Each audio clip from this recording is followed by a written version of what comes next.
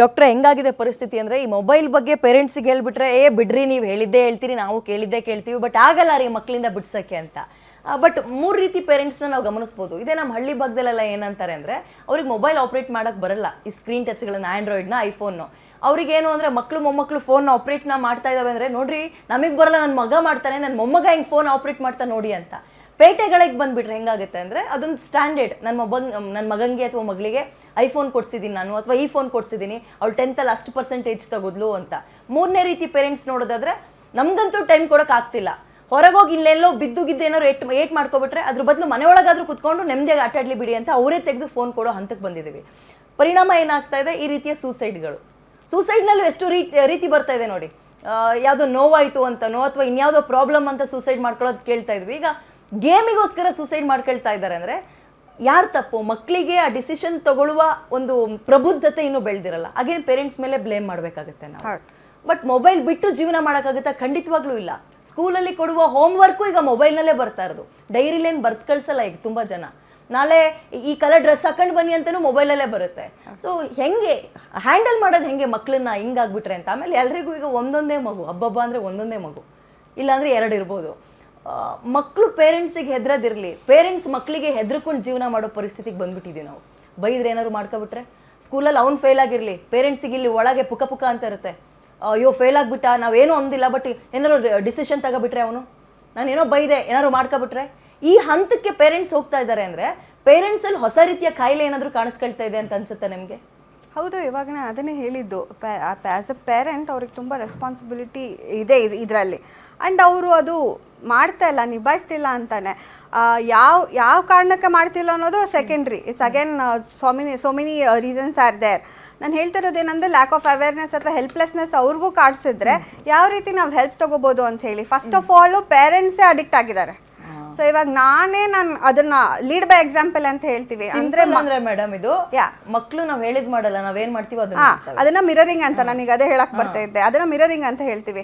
ಅಂದ್ರೆ ನೀವು ಮಕ್ಳಿಗೆ ಏನಾದ್ರೂ ಕಲ್ಸ್ಬೇಕಂತ ಹೇಳಿದ್ರೆ, ಮಾರಲಿನೂ ಅಷ್ಟೇ ಏನಾದ್ರೂ ಕಲ್ಸ್ಬೇಕಂತ ಇದ್ರೆ, ನೀವು ಈಗ ನಾನೇ ದಿನಕ್ಕೊಂದು ನಿಮಿಷಕ್ಕೊಂದು ಸುಳ್ಳು ಹೇಳ್ಬಿಟ್ಟು ನನ್ನ ಮಕ್ಳಿಗೆ ಸುಳ್ಳು ಹೇಳ್ಬೇಡ ಅಂತ ಹೇಳಿದ್ರೆ ಹೆಂಗೆ ಹೇಳ್ತಾರೆ?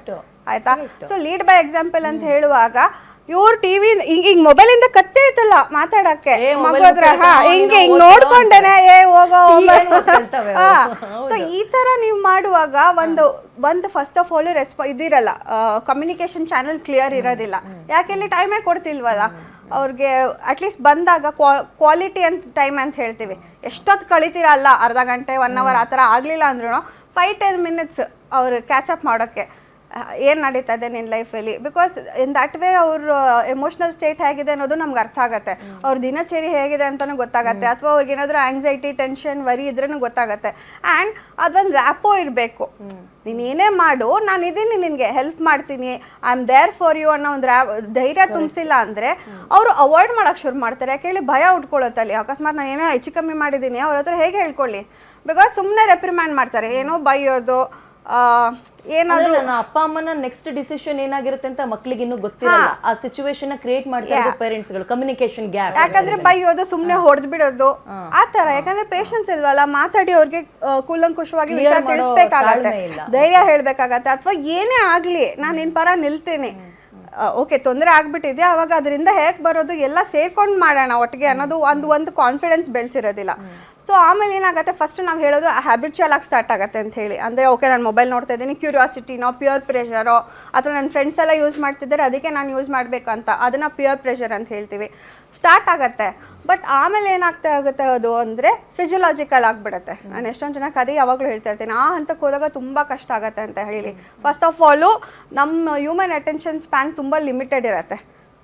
ನಾವು ತುಂಬ ಟ್ರಿಗರ್ ಮಾಡ್ತಾ ಇದ್ರೆ ನಮ್ಮ ಹಾರ್ಮೋನ್ಸ್ ಎಲ್ಲ ಹೇವೈರ್ ಆಗಿ ಹೋಗ್ಬಿಡುತ್ತೆ. ನಾವು ಅದಕ್ಕೆ ಹೇಳ್ತೀವಿ ಫೈರಿಂಗ್ ಆರ್ ವೈರಿಂಗ್ ಅಂತ ಹೇಳ್ತೀವಿ.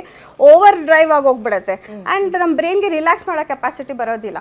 ಯಾವಾಗಲೂ ಅದು ಸ್ಟಿಮ್ಯುಲೇಷನ್ಗೆ ಕಾಯ್ತಾ ಇರುತ್ತೆ. ಯಾವಾಗಲೂ ನೋಡಬೇಕು, ಪಾಪ್ ಆಗ್ತಾ ಇರುತ್ತೆ, ನಾನು ನೋಡ್ತಾ ಇರಬೇಕು, ಚೆಕ್ ಮಾಡಬೇಕು. ಫೋಮೋ ಅಂತ ಹೇಳ್ತೀವಿ, ಫಿಯರ್ ಆಫ್ ಮಿಸ್ಸಿಂಗ್ ಔಟ್ ಅಂತ ಹೇಳ್ತೀವಿ. ಆ ಲೆವೆಲ್ಗೆ ಸ್ಟಾರ್ಟ್ ಆಗತ್ತೆ. ಆಮೇಲೆ ನಿದ್ದೆ ಹಾಳಾಗತ್ತೆ. ನಿದ್ದೆ ಹಾಳಾಗದಾಗ ಆಬ್ವಿಯಸ್ಲಿ ಹಾರ್ಮೋನ್ ರೆಗ್ಯುಲೇಷನ್ ಕಷ್ಟ ಆಗತ್ತೆ. ಹಾರ್ಮೋನ್ಸ್ ಓವರ್ ಡ್ರೈವ್ ಆದಾಗ ಏನಾಗುತ್ತೆ ಗೊತ್ತಾ, ಮತ್ತೆ it will become a physiological process. ಅವಾಗ ಓಕೆ ನನಗೆ ಏನೋ ಒಂದು ಮಾಡ್ತೀನಿ, ಅವಾಗ ಡೋಪಮಿನ್ ಹಿಟ್ ಆಗತ್ತೆ.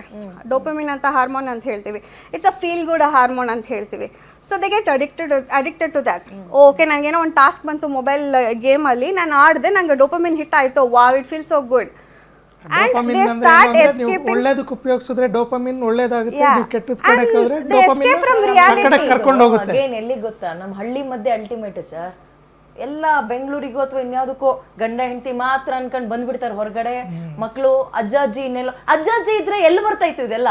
ಈಗ ಮಕ್ಕಳಿಗೆ ಈಗಿನ ಪರಿಸ್ಥಿತಿಲಿ ಹೆಂಗಿದೆ ಅಂದ್ರೆ ಅಪ್ಪ ಅಮ್ಮನಿಗಿಂತನೂ ಇಂಪಾರ್ಟೆಂಟ್ ಅಜ್ಜ ಅಜ್ಜಿನೇ. ಅವ್ರು ವಾಚ್ ಮಾಡೋರು, ಟೈಮ್ ಕೊಡೋರು, ಅವ್ರ ಜೊತೆ ಬೆಳೆದಿರುವಂತ ಮಕ್ಕಳು ಎಷ್ಟು ಆರೋಗ್ಯವಾಗಿರ್ತಿದ್ರು. ಬಟ್ ಈಗಿನ ಮಕ್ಳು ಹೆಂಗಾಗಿದೆ ಅಂದ್ರೆ ಡೋಪಮಿನ್ ಹಿಟ್ ಸಿಗ್ನಿಫಿಕೆನ್ಸ್ ಏನು ಅಂದ್ರೆ they want to escape reality. So ಅಲ್ಲಿ ಏನು ಇವಾಗ ನಮ್ಗೆ ವಿಷಯ ಅಂದ್ರೆ ರಿಯಾಲಿಟಿ ಇಸ್ ನಾಟ್ ಕಂಫರ್ಟಬಲ್ ಅವ್ರಿಗೆ. Why will I want to escape reality if the reality is not good or it's not according to what I want. ಆ gap ನಾ ಸುತ್ತಮುತ್ತ ಇರೋರು ಅರ್ಥ ಮಾಡ್ಕೋಬೇಕಾಗತ್ತೆ. Why they are trying to escape reality ಅನ್ನೋದು it's a very big thing. ಅದನ್ನ ನಾವು ಅನ್ಕೊಳ್ತೀವಿ ಅಯ್ಯೋ ಬಿಟ್ಟಾಕು ಅಂತ ಹೇಳಿ, ಬಟ್ ಅವ್ರು ತೀರಾ ಇದರ ಎಕ್ಸ್ಟ್ರೀಮ್ಗೆ ಹೋದಾಗ then we try to do something about it. Why do they want to escape reality? Because it's tough. ಅವ್ರಿಗೆ ಮನೇಲಿ ಏನು ತೊಂದರೆ ಆಗ್ತಾ ಇದೆ ಅಥವಾ ಆಚೆಗಡೆ ಏನು ತೊಂದರೆ ಆಗ್ತಿದೆ ಅದನ್ನ ಯಾರು ಕೇಳ್ತಿಲ್ವಲ್ಲ. ಹಾಗೇನು ಅದೇ ಒಂದು ಪ್ರಶ್ನೆ ಮಾಡಿದೆ ನಾನು, ಪೇರೆಂಟ್ಸ್ ಅಂದ್ರೆ ಫ್ಯಾಮಿಲಿ ಎಷ್ಟು ಇಂಪಾರ್ಟೆಂಟ್ ಆಗುತ್ತೆ ಈ ವಿಚಾರದಲ್ಲಿ? ಅಪ್ಪ ಕೆಲ್ಸಕ್ಕೆ ಹೋಗು, ಅಮ್ಮ ಮನೆ ಕೆಲಸ ಮಾಡು, ಕೆಲ್ಸಕ್ಕೆ ಹೋಗು, ಮಗುನ ನೋಡ್ಕೋ, ಅದ್ರ ಮಧ್ಯೆ ಮಕ್ಳಿಗೆ ಟೈಮ್ ಕೊಡೋದು ಯಾರು? ಹಂಗಾದ್ರೆ ಅಗೇನ್ ಅಜ್ಜ ಅಜ್ಜಿ ಪಾತ್ರ ಎಷ್ಟು ಇಂಪಾರ್ಟೆಂಟ್ ಆಗುತ್ತೆ? ಅಜ್ಜ ಅಜ್ಜಿ ಓಬಿರಾಯಿನ್ ಕತೆ ಹೇಳ್ತಲ್ಲ, ಫ್ಯಾಕ್ಟ್ ಇದು. ನಮಗೆ ಹೆಂಗಾಗ್ಬಿಡುತ್ತೆ, ಅಜ್ಜ ಅಜ್ಜಿ ಅಥವಾ ಒಟ್ಟಿಗಿರೋ ಫ್ಯಾಮಿಲಿ ಬೇಕು ಅಂದ್ಬಿಟ್ರೆ ಹೆಂಗಾಗುತ್ತೆ?